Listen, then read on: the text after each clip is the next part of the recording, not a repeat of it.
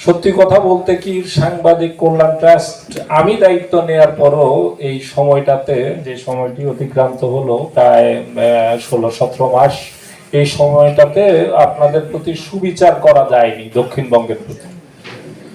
এটার অন্যতম একটি কারণ হচ্ছে আপনারা সুসংগঠিত নন। আপনাদের এখান থেকে প্রথম কথা হচ্ছে যে আবেদন তো করতে হবে, তারপরে আমরা বিবেচনা করার প্রশ্ন, কিন্তু আপনাদের এখান থেকে তুলনামূলকভাবে দক্ষিণবঙ্গ থেকে আবেদনের সংখ্যাই খুব কম ছিল।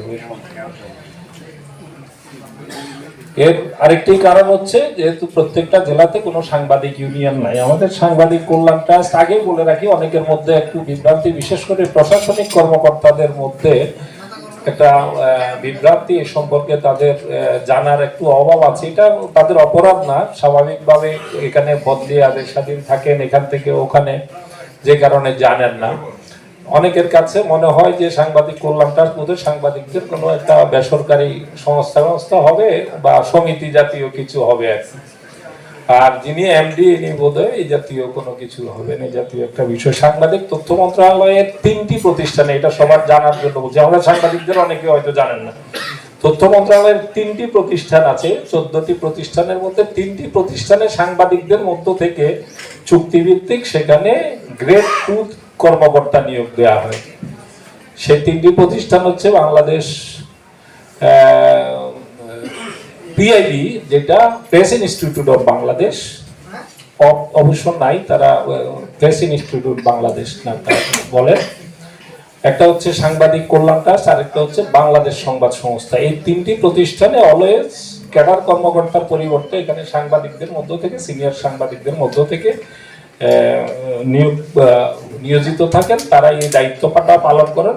কারণ হচ্ছে এখানে সাংবাদিকদের চেনা জানার একটা বিষয় আছে।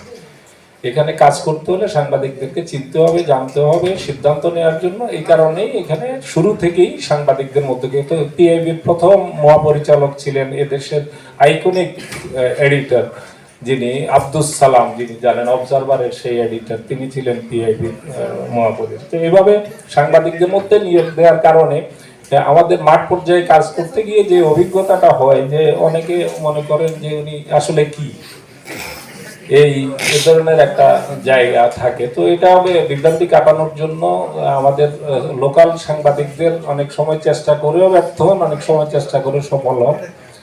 তো এই জায়গাগুলোতে কোঅপারেশনটা যদি ঠিক মতো না পাওয়া যায়, তাহলে আপনাদের প্রতি সুবিচার করা যাবে না জেলা প্রশাসন। কারণ আজকের অনুষ্ঠানের কিন্তু মূল আয়োজক হচ্ছেন জেলা প্রশাসক। কারণ সাংবাদিক কল্যাণ ট্রাস্টের আইনে পরিষ্কারভাবে বলা আছে, কল্যাণ ট্রাস্টের জেলা সভাপতি হচ্ছেন পদাধিকার বলে জেলা প্রশাসক, এবং সদস্য সচিব, এই কমিটির সদস্য সচিব হচ্ছেন জেলা তথ্য কর্মকর্তা, যিনি এখানে বসে আছেন। কিন্তু মনে হচ্ছে ওনারা দুইজনও, ওনার কথা বাদ দিলাম, উনিও অতিথি আসলে। কিন্তু এই তথ্য কর্মকর্তা, তিনি আজকের আয়োজনের মুখ্য ব্যক্তি হওয়ার কথা, অর্গানাইজ করার কথা, আর জেলা প্রশাসক তো হোস্টই এটা। এবং আমাদের এখানে সফর থেকে শুরু করে সবকিছু, সার্বক্ষণিক সবকিছু, এটা মোটামুটি তার উপরই বর্তায়।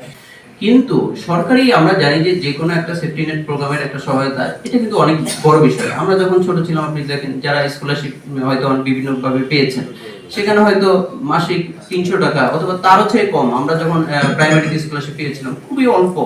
কিন্তু সেটা যে স্বীকৃতি, তার যেই সামাজিক পারিবারিক যে একজন স্টুডেন্ট যে তার সম্মান জায়গাটায় তৈরি হয়, সেটা কিন্তু তাকে উদ্বুদ্ধ করে, তাকে আরো ভালো করে পড়ালেখা করতে।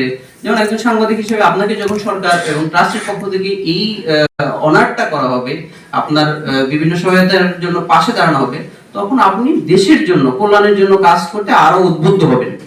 তো এটা আমার মনে হয় যে শুধু এই সরকার যে অল্প সহায়তা করছে, শুধু সেটাই নয়, স্যার এমডি হিসেবে আছেন, কিন্তু এই সহায়তা যে প্রত্যেকের দাঁড়ে দাঁড়িয়ে গিয়ে স্যার পৌঁছে দিচ্ছেন, এর মাধ্যমে একটা সাংবাদিক ভাইদেরকে তাদের যে গুরুত্ব সেটাও তারা বুঝতে পারছে, এবং তাদের দায়িত্ব যেটা পেশাদারিত্বের সাথে করার, সেটা করার জন্য এটাকে উদ্বুদ্ধ করছে। প্রায় ৩,৫০০ সাংবাদিককে এখন পর্যন্ত ১৩ কোটি টাকার মতো সহায়তা প্রদান করেছে সাংবাদিক কল্যাণ ট্রাস্ট। সাংবাদিক কল্যাণ ট্রাস্ট তথ্য মন্ত্রণালয়েরই একটি শাখা বা সহযোগী প্রতিষ্ঠান। ঝালকাঠির জেলা প্রশাসক কার্যালয়ে 13ই জানুয়ারি মঙ্গলবার সকাল 9টা থেকে শুরু হয়েছিল এই সহায়তা প্রোগ্রামের দ্বিতীয় পর্ব।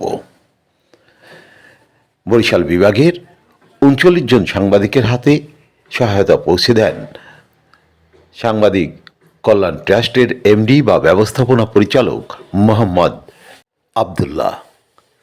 ঝালকাঠির জেলা প্রশাসক মমিনুদ্দিন এতে সভাপতিত্ব করেন। উপস্থিত ছিলেন ঝালকাঠি ছাড়াও খুলনা, ঢাকা এবং বরিশালের অন্যান্য জেলার সাংবাদিকবৃন্দ।